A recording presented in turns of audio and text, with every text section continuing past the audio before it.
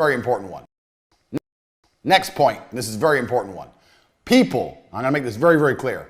People do not buy on price. You do not want to compete on price. For whatever company you're gonna run, you do not want to compete on price. T2 competed on price, and okay, it lasted a while because of speed, but even nowadays, that would be much harder to do, and I'll tell you why. The people who compete on price are gonna beat you. So if you go to Amazon.com and look at the phone cases for 89 cents for the case and delivery, and it's coming all the way from fucking China, how do they make money on that deal? I don't have a clue, but they managed to pull it off. There's too much Southeast Asian and Asian production now. Everyone's producing everything so cheap. There's no way you're gonna win on price.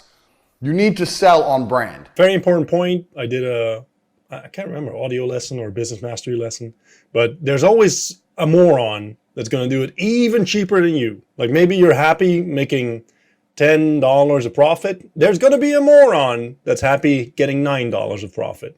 And as soon as he does it, there's going to be another moron who's going to be happy to get $8 of profit. It doesn't work. It's a never-ending race to the bottom. Don't do it. Here in the West, living where we live, that's our advantage. We have the whole idea of branding and quality and reputation. These are the things you need to sell on. You do not want to sell on price.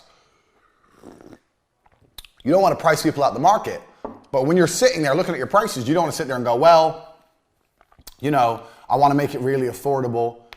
I really have never experienced that. So you've joined my university. This is, I don't know if you joined at half price for $9.99 or you joined at the full price, whatever. I could have done this cheaper, but why would I do it cheaper? This is the value. The value here is everything I'm saying. This is how much it should cost. So you can't just be looking to sell things as cheap as possible. I see a lot of guys, especially the Twitter gurus, loads of them are selling ebooks for like $17 or $13. How are the fuck are you gonna get rich off $17 ebooks?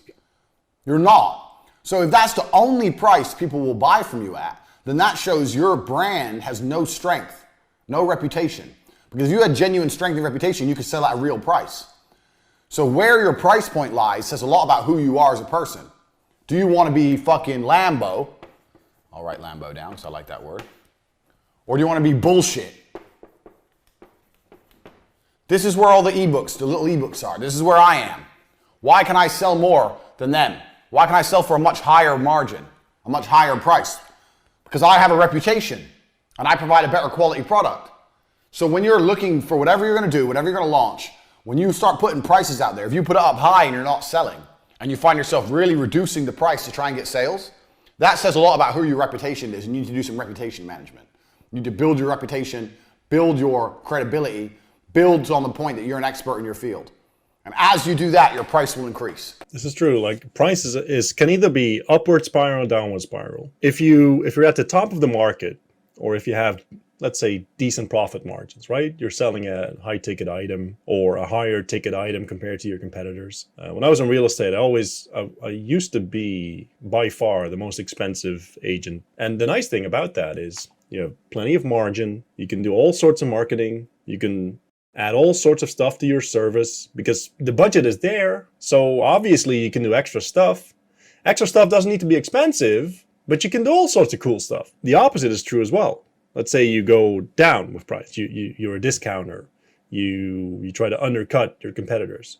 Now there's very little margin. You can't do cool stuff because everything eats away at your profit margin and they're slim as they are already. You can't do anything. It's like a hungry vampire. There's no abundance whatsoever. It's all scarcity and all trying to pinch pennies. And it's like Ebenezer Scrooge from the Christmas Carol.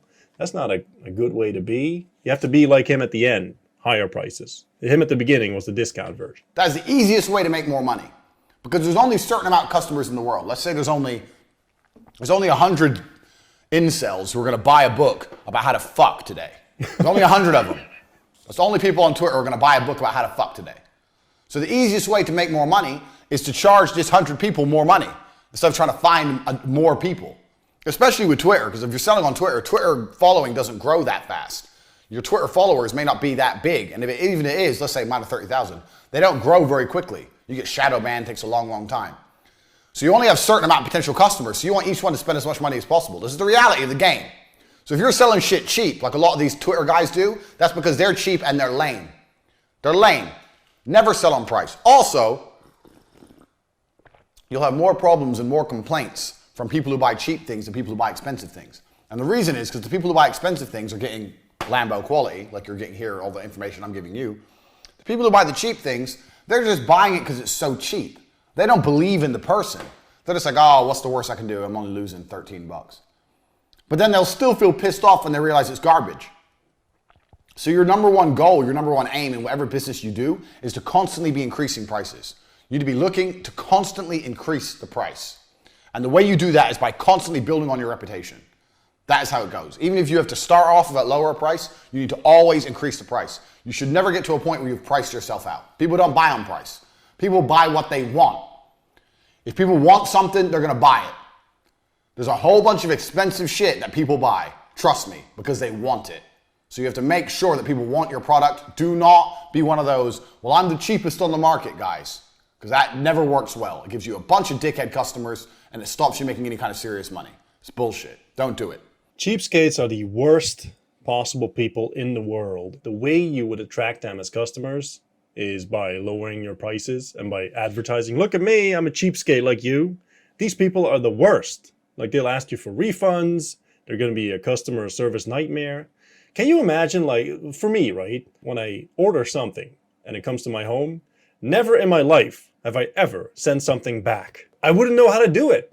Like, it comes in the package, and then I would have to repackage it, and then I would have to go to, like, the post office or something, and then I got a label. Well, fuck that. I don't have time for that. Fuck off. I'm the perfect customer.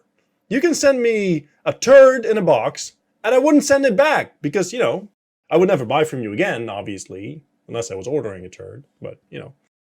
But I wouldn't send it back. Now, the cheapskates, this is their whole life, leeching off other people and preferably companies because companies are evil. So no, competing on price, never a good idea. Has all sorts of nasty side effects. Don't do that. A customer buys when they have the idea that the value that they get is way higher than the price that they're paying. You can either, you know, adjust price, or you can either adjust value. You want to adjust value, not price, because it can never go low enough. Like, if people don't believe you're selling something worthwhile, or you are a person that is worthwhile listening to, well, the price can never be low enough. I used to have an alcoholic brother-in-law, like an ultra loser, like a extreme ultra loser. Like, if he had a motivational product, I wouldn't buy it. I wouldn't even buy it if he gave me $10 because, you know, the reputation isn't there. You want to build up your credibility, build up your marketing, like all the sales ammunition that you have, everything but price. And if you want to get into how to do that in Business Mastery, I go into that as well. And we will be seeing that in Financial Wizardry as well. But stay tuned. Look forward to the next installment.